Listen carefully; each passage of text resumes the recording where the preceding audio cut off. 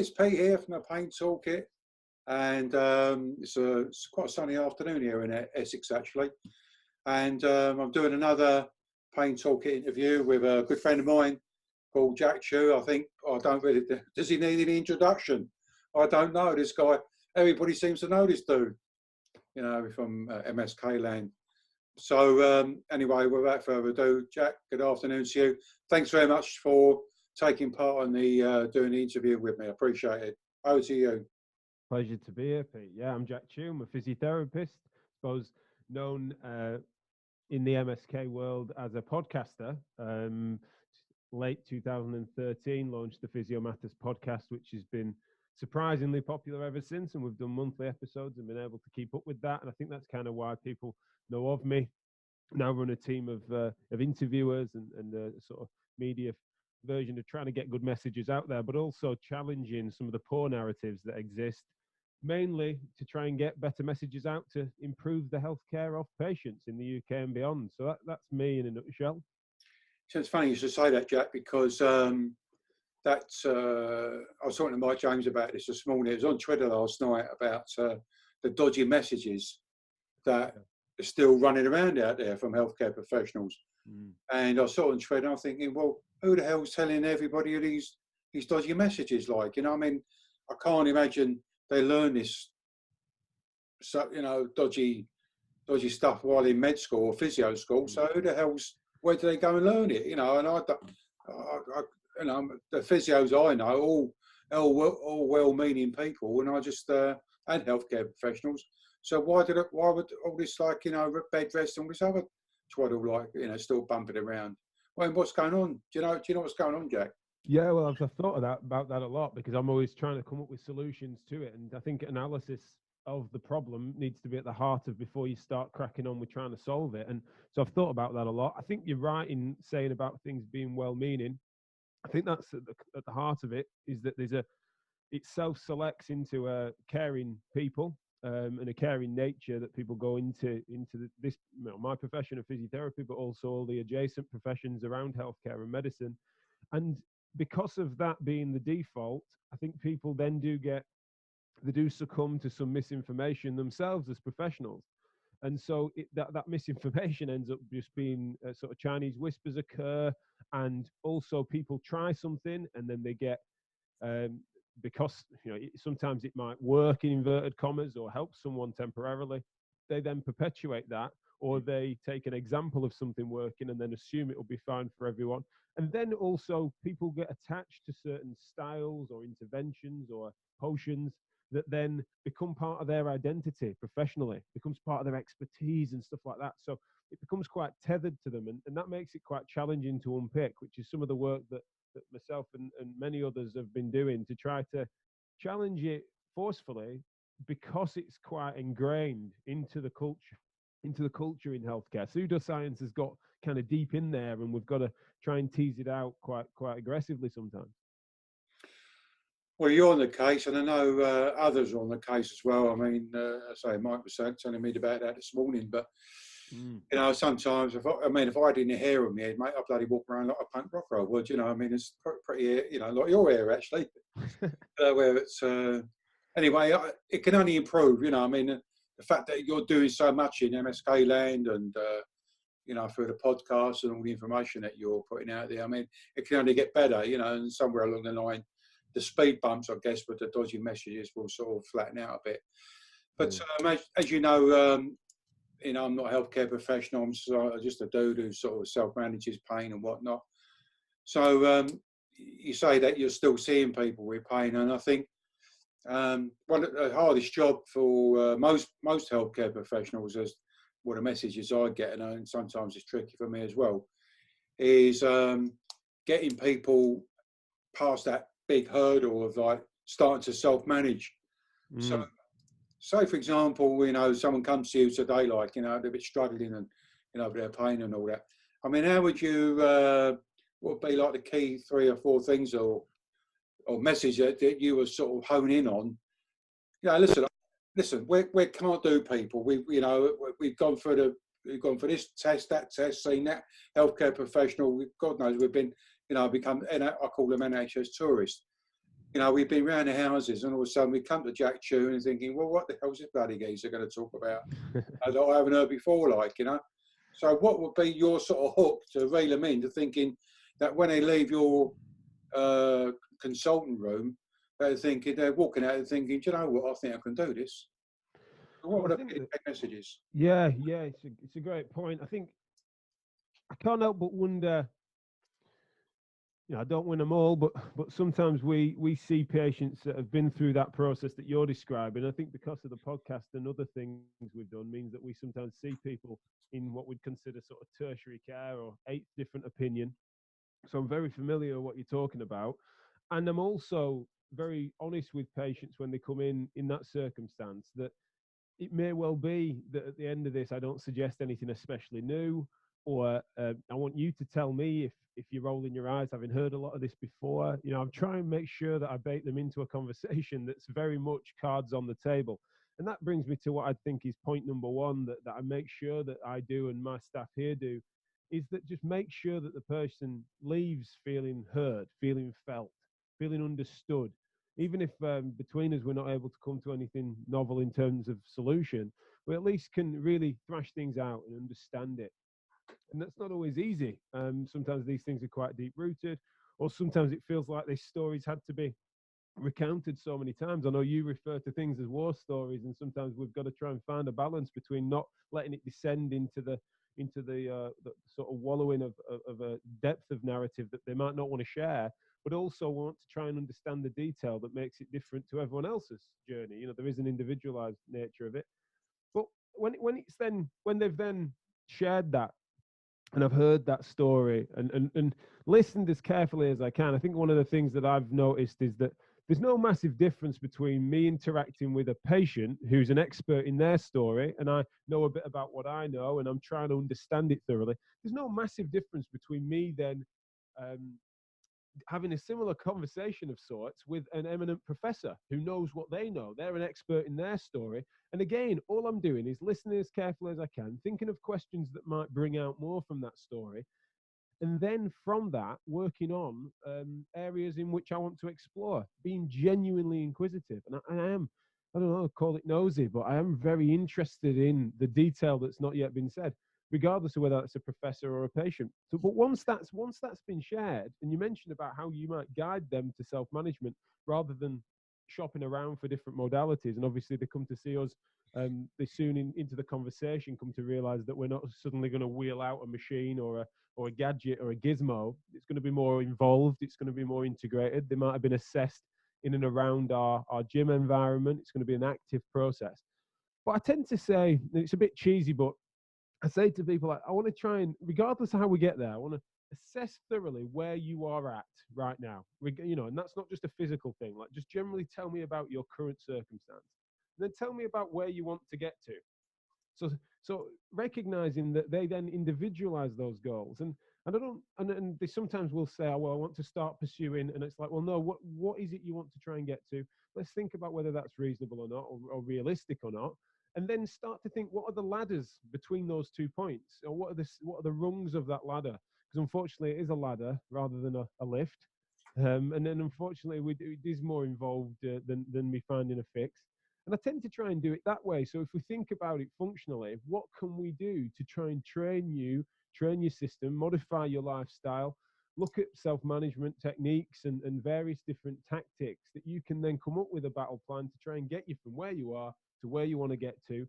And that process is the mainstay of the care involves a back and forth about that, like a negotiation, and sometimes they think I'm being a bit doughy-eyed and naive, and other times I think that they're sometimes being a bit too ambitious. It's funny. The interaction is very varied because these are very interesting, different people, and so. But the mainstay is that I would say two-style approach: listening carefully, and then scaling function on an individualized level. And if I had to lump it in and say what do I do most consistently, it's probably those two things. Yeah. Well, so that's good. That's good to know, Jack. I think the time and time again, I know you guys are in sort of, you do your private sort of stuff, or you're a private practice, and but some of the NHS physios that I talk to, they feel sometimes that they're on a bit of a conveyor belt, you know, where they've got to see so many per day, you know. I know, I won't say where it is. They're not very far from where I am anyway. And they say, yeah, this is all right, but I ain't got the bloody time to do all this stuff. Sure. You know, because I'm expected, they're going to get 6 appointments, and I've got to How the hell am I going to be doing that? So it's tricky. I mean, I cut my teeth in the NHS. Only recently, reluctantly left a part-time position that I had, and it is very challenging. And it does have there is a relevant difference between the NHS and private practice on a typical case. There is a significant overlap, and these are still vulnerable people that need to be assessed and treated with the same dignity. And so the differences are in system rather than in patient sometimes, but the conveyor belt nature of it is definitely relevant. I think that wears clinicians down. I don't think it's a valid excuse, but unfortunately, it does mean that conveyor belt means that they start to recycle the same tactics over and over again. Not in a generic sense, like I've just described the scaffolding of my care. You know, I'd obviously excuse that of a sorts because I think that's sort of consistent in the right way. But if you start not hearing the individual oohs and ahs of the patient and understand what makes them tick, and start trying to get Pete more back behind the wheel of a car rather than around the handlebars of a bike, you know, not understanding your specific goals, that frustrates me. And I think that's where people are run down by a system. And it's one of the reasons why some of my activism, call it what you will, you know, Physio Matters as a podcast used to be about trying to change individual clinicians and their services to deliver better care in a sense of just understanding the parameters of science that better support certain things over others.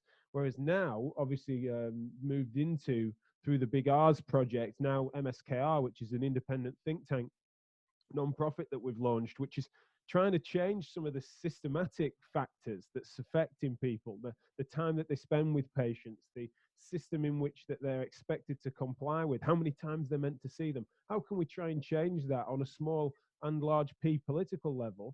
And so I wanted to get my teeth into that as well, because like you've mentioned, some people are just stuck in a system that they're struggling to change. And so we want to try and provide the tools for them to do that. So, I mean, Jack, do you want to just sort of, can you, I've got a end of sort of question thing just to see where we are going in the future, but you knocked on it there about to the 3 R's thing. I mean, how is that? So, I mean, I think I went to your, might be in your first or second event up in Manchester, I can't remember now, but I found it quite interesting. What, I mean, how do you see that concept developing over the coming years?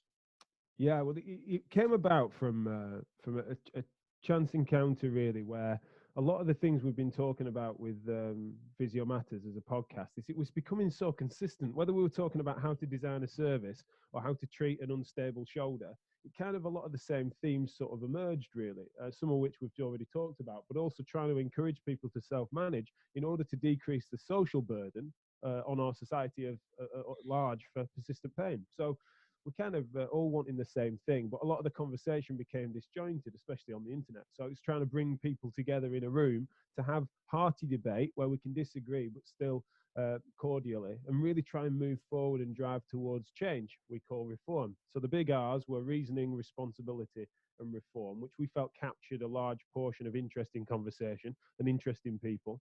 We've then put them into various rooms over the course of the last few years, and it's culminated in us then incorporating this thing called MSKR, musculoskeletal reform, which is a project that we feel can then float policy. We wrote a manifesto for reform, which has 41 policies that we feel would change the game for the better. As a membership, we then have prioritized those into 15 policies that we're going to drive forward into 2020. And that varies from getting better qualified and more interesting people in the news, in the media, interacting with journalists so that the messaging is important and improves, like we talked about earlier. But it also means that we try and change some of the structural ways in which we're regulated. At the moment, it's a bit of a wild west. there's lots of places you can hide as a poor therapist who's not treating people in an evidence-based manner, and he's giving misinformation that we talked about at the start. And you can imagine that those are two policies that to pursue them involves very different styles of activism. So as a membership base, we're trying to mobilize those that are interested in each of those things so that the right people are talking to the right people. And so where do I see it going? Is at the moment it's just got to try and survive. We only launched it in October, and so we've got till sort of springtime to make sure it's appropriately funded, gathering membership.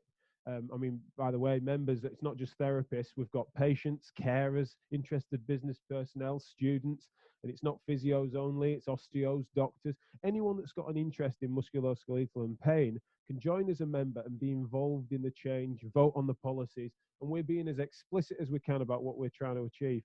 So for part one is it survives, it works as a concept.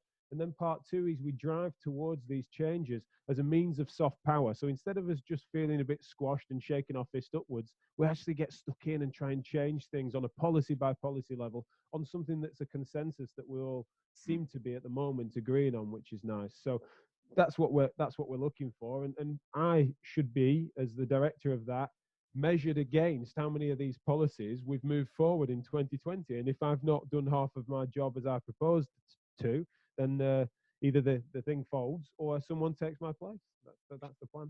Well, I'll tell you what, dude, I know you're going to do it, because I can see, I'm watching you, there's a little bit of me there, because back in the day, mate, I was a little bit like that, you know? Yeah. Trust me, mate, you're going to lose your hair. because, on its way. Yeah, I know. Every time I do one of these videos, I can see I've got a higher and higher hairline. It's worrying me. My problem was I started using that stuff called wash and go, but mine went. But listen, you're going to do it. I know you are, because you've got that drive, and I think that's part and parcel of it. People say to me, how do you keep going and, like managing me pain? I don't know. I think it just becomes a habit. It's that drive. I've got something in me. I don't know what it is.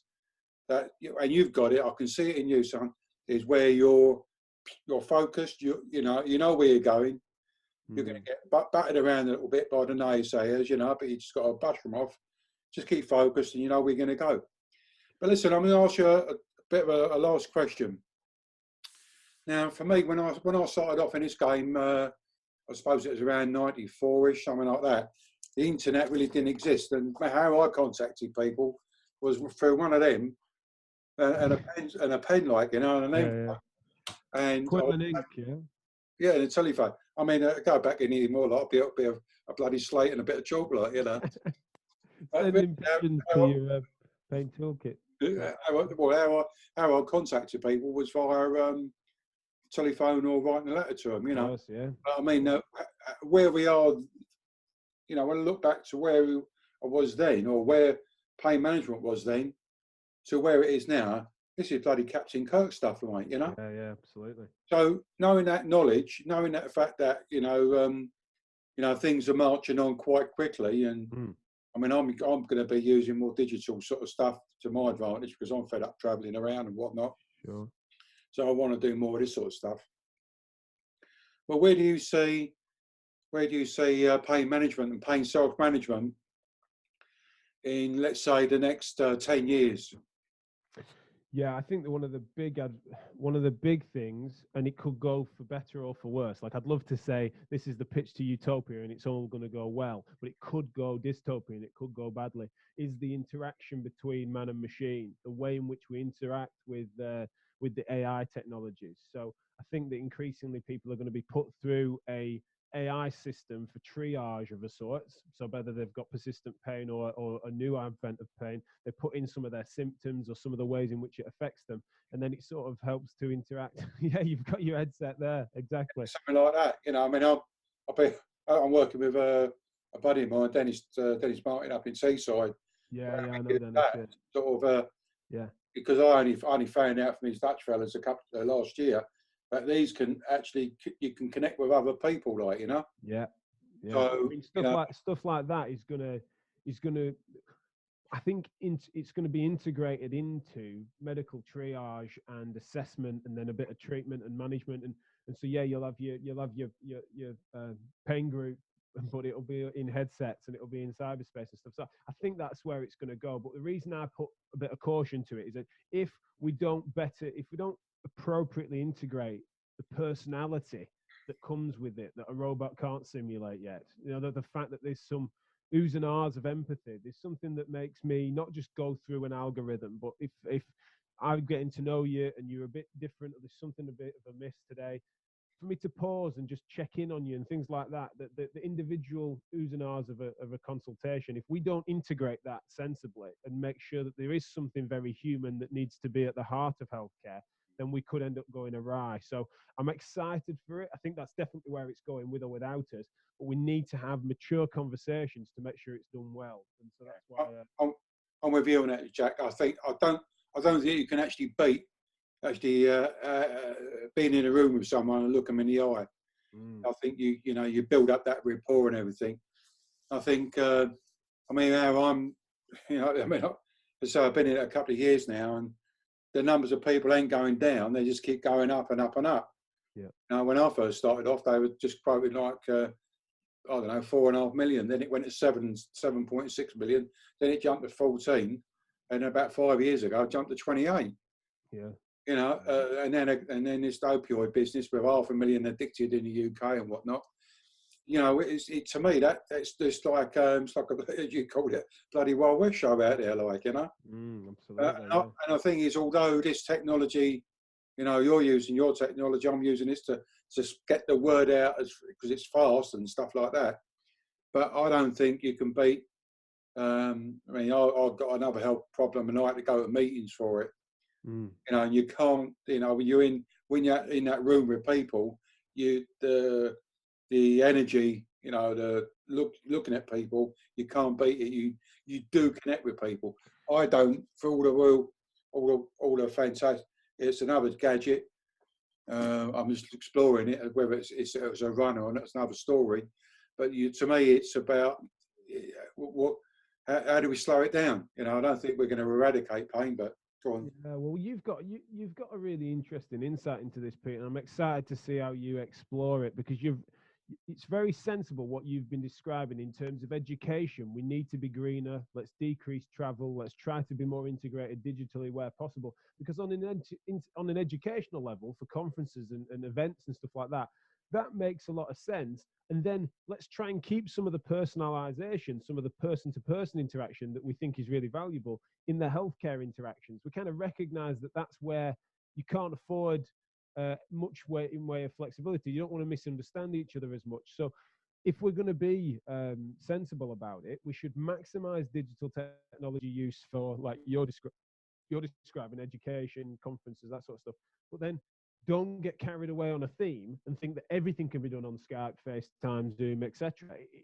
Again, people are a bit one or the other, aren't they? It's like, well, why can't we do everything by text message? Well, we kind of know that's silly. But then also those that say, no, face-to-face is the only way, therefore I'm flying to across the world every 5 minutes in this day and age is not sensible. So there's a balance to be had, and I think you're right at the forefront of that, and I really appreciate you doing that work, because we're all looking on and we're seeing how that maps out for you.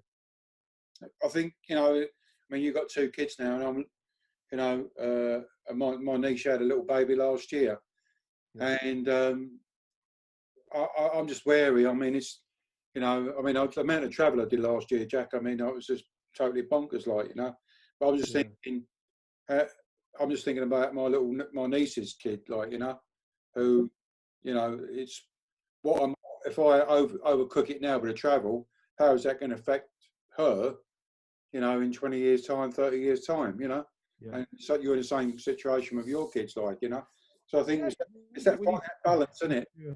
That's it. We've got to mature our thinking about this, but then also not be silly in how it might affect people's healthcare if we do go too far that way. So yeah, it's a funny balancing act. I think that having conversations about tough stuff, right? That's all that I've ever tried to do. Sometimes I get it right, sometimes I get it wrong, sometimes it agitates people the wrong way, sometimes it instigates change. But at the heart of it is that I'm not doing it for agitation's sake. It's like, some things are difficult to talk about, but they're important enough that you should do it. And this is one of those things, really. Let's find a way to have a balance, and we might disagree, but generally speaking, we've got to move it forward, because you've described the numbers there on a population level. It's astronomical. And why could we make such advances in our understanding of things, yet still not be getting on top of it? We're not even slowing the rate of growth down for these problems. It's escalated. So the misinformation is actually winning. So we need to get the most talented, smartest people on it to try and push back against it before it gets away from us. And so to marry that up with other larger issues such as the climate, as you have done, is very sensible, because they've got a similar trajectory. You know, we need to overcome it maturely. And so yeah, fair play. And I'm excited to see how we might be able to change course. Well, let's think positive, and you know, I feel sometimes I feel like just that little grain of sand on the beach, like, you know. Sure. And I keep getting kicked in the. Yeah, well, but unfortunately, I think positive as well. That's the thing, Pete. We're all grains, and eventually we become a mound, and we get in people's way, and that's the thing. Enough grains of sand will trip someone up, I suppose. I call it putting the wagons in a circle, mate. You know, that's how it feels. But and it's teamwork. You know, I can't do it all on my own. You can't do it on your own. It's where you need to. What's that glue that's going to stick us all together, and not go off and, you know, try and do something, you know, because I think when you cease to be that team, and you try and go off and do something, the voice gets weaker, like, you know. So that's a great point. I'm always wondering about that. What is the glue? And I argue, and still continue to land on this, that the glue is the pursuit of functionally restored health by way of pursuing self-management, but not in a dismissive sense of you should go and crack on with that on your own, but supported self-management that phases that in. Now, people disagree with that philosophically, and I get pushback from it sometimes, and I know you certainly do. But as a general rule, that should be the glue, is if we're striving towards functionally more capable, and I would argue happier, people, by way of feeling independent in their own self-management. That is the glue. And so we shouldn't be shy away from banging that drum regularly and it being repetitive. Like sometimes people say, oh, it's samey. It's like, no, that's because it's the glue.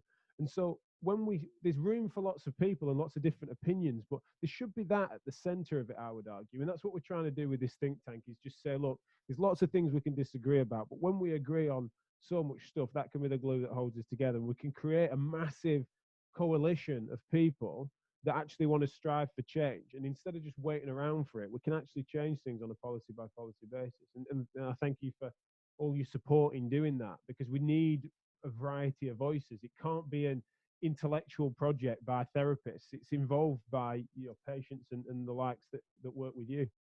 I'll tell you what I want you to do when we finish this, Jack. I want you to send me over. Is there an application form to join your outfit? Right, well, can you email me it? And what I'll do, I'll join up today. Oh, that sounds lovely. That's what I'm going to be part of your gang, baby. Celebrity member. That sounds brilliant. Thank you, mate. Listen, mate. There's a statue in it for you somewhere down the line. That's what's going to happen. Listen, dude, I'm no bloody celebrity, full stop, all right? I'm some dude in Essex, mate. Is enjoying the back end of his life. And that's about it, mate. I'm not quite a celebrity. You're a celebrity in my world, mate. I'd be appreciative of you as a member. But yeah, if anyone else is listening to this and they fancy joining up, go to mskr.org.uk and have a look. All the details are on there, /join, of course, if you're already convinced. But there's loads of resources to download there. And also, if you don't fancy joining or being part of it, there's still ways in which you can sign and declare your support.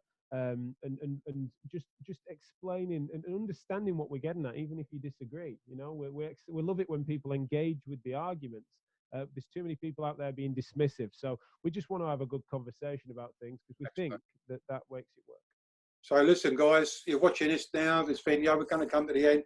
Take home message from me is get off your butts, stop complaining, let's all work together as a team. Join Jack's team.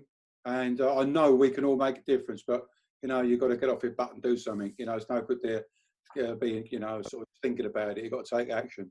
Fantastic. So, Jack, just stick around while I'm just going to really stop the recording button in a minute, but just stick around. But I just want to say massive thanks to you, dude.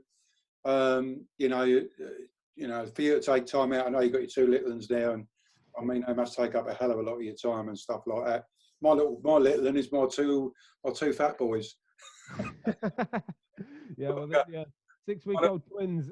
So this has been a pleasure because yeah, no crying voices in the background of this. It's been great to chat to you, mate, and thanks again for all you do and all you do supporting me. Cheers, man. I appreciate it. Thanks very much. See you later, guys. I'll see you on another Pain Toolkit video. Take care now. Ciao.